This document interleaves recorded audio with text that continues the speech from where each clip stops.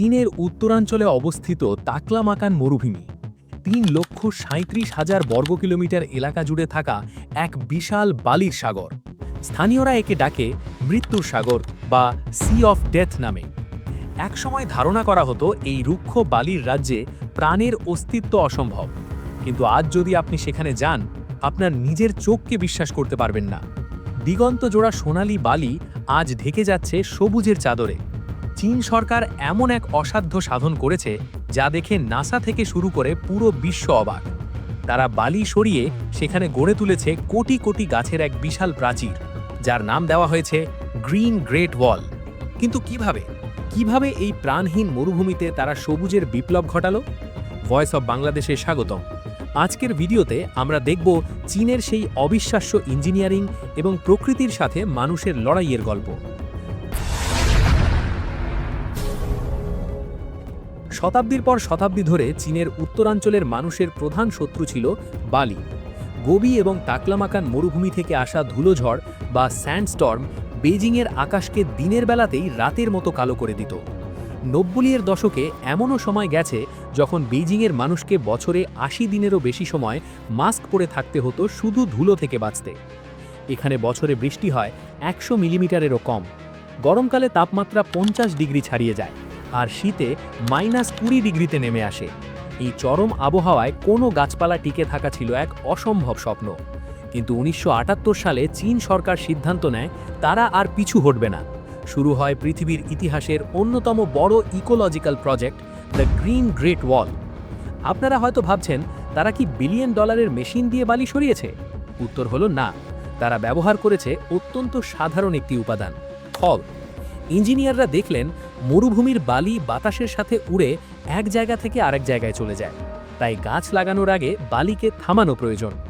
হাজার হাজার শ্রমিক মরুভূমির তপ্ত রোদে মাইলের পর মাইল হেঁটে বালির ওপর খড় দিয়ে দাবার ছকের মতো 4 কোণা ঘর তৈরি করলেন।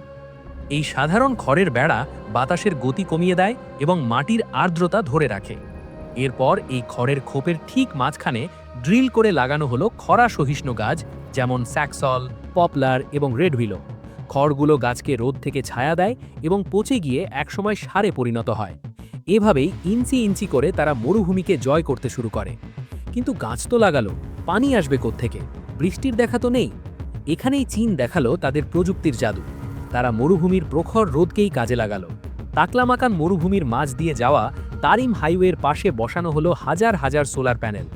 এই সোলার প্যানেল থেকে তৈরি বিদ্যুৎ দিয়ে মাটির 100 মিটার গভীর থেকে পানি পাম্প করে তোলা হয়।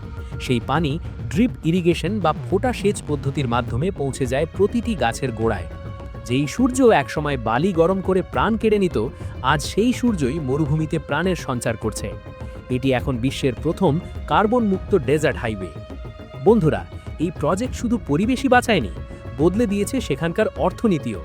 যেই মরুভূমিতে মানুষ ভয়ে যেত না, সেখানে এখন গড়ে উঠেছে ইকো ট্যুরিজম। পর্যটকরা এখন উটে চড়ে মরুভূমির বুকে ঘুরে বেড়ান। গড়ে উঠেছে সোলার ফার্ম এবং ফলের বাগান। সরকারি তথ্য মতে চীন গত কয়েক দশকে 3 কোটি হেক্টরেরও বেশি রুক্ষ জমিকে সবুজে পরিণত করেছে। বিজ্ঞানীরা বলছেন এই বনায়নের ফলে 80-র দশকের তুলনায় ধুলোঝড় প্রায় 82% কমে গেছে। এক সময়ের মৃত্যুর সাগর আজ কার্বন ডাই অক্সাইড শুষে নিয়ে পৃথিবীর ফুসফুসের মতো কাজ করছে। তবে সবুজের এই সমারোহের পেছনে কিছু অন্ধকার দিকও আছে। পরিবেশবাদীরা বলছেন শুধু পপলার বা উইলোর মতো একক প্রজাতির গাছ লাগানো দীর্ঘমেয়াদে ঝুঁকির কারণ হতে পারে, কারণ এই গাছগুলো প্রচুর ভূগর্ভস্থ পানি শুষে নেয়। তাছাড়া একক প্রজাতির বনের রোগবালাই হলে পুরো বন ধ্বংস হয়ে যাওয়ার ভয় থাকে। তাই চীন এখন কৌশলে পরিবর্তন আনছে। তারা এখন মিশ্র প্রজাতির গাছ এবং ঘাস লাগানোর দিকে নজর দিচ্ছে, যাতে একটি টেকসই ইকোসিস্টেম তৈরি হয়। চীন প্রমাণ করে দিয়েছে মানুষের ইচ্ছা শক্তির কাছে প্রকৃতির রুক্ষতাও হার মানতে বাধ্য। খড়, প্রযুক্তি আর মানুষের ঘামে তৈরি এই সবুজ মহাপ্রাচীর আগামী প্রজন্মের জন্য এক বড় উদাহরণ। বন্ধুরা, মরুভূমিকে এভাবে সবুজে পরিণত করার এই উদ্যোগ আপনাদের কেমন লাগলো? আমাদের দেশেও কি এমন প্রযুক্তি ব্যবহার করা সম্ভব? কমেন্ট করে আপনার মতামত জানান। ভিডিওটি ভালো লাগলে লাইক দিন এবং ভয়েস অফ বাংলাদেশ চ্যানেলটি সাবস্ক্রাইব করে আমাদের সাথেই থাকুন। দেখা হবে পরের ভিডিওতে, ততক্ষণ ভালো থাকুন।